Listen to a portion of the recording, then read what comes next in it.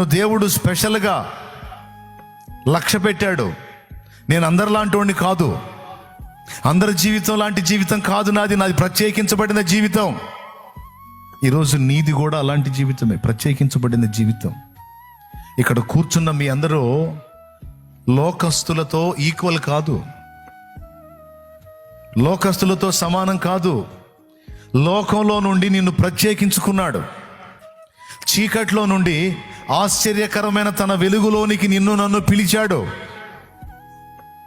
ఏర్పరచబడిన జనాంగంగా, రాజులైన యాజక సమూహంగా నిన్ను నన్ను ఆయన ఏర్పరచుకున్నాడు. ఆనాడు సంసోను కారణ జన్ముడైతే ఈరోజు నువ్వు కూడా కారణ జన్ముడివి, కారణ జన్మురాలివే.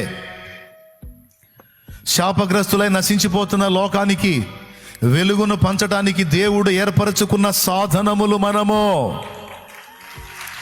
జీవవాక్యమును చేతబుచ్చుకొని లోకమందు జ్యోతుల వలె వెలగవలసిన వారము మనము. అలా దేవుని ఏర్పాట్లో లేకపోతే నువ్వు ఇలా దేవుని సన్నిధికి రావు.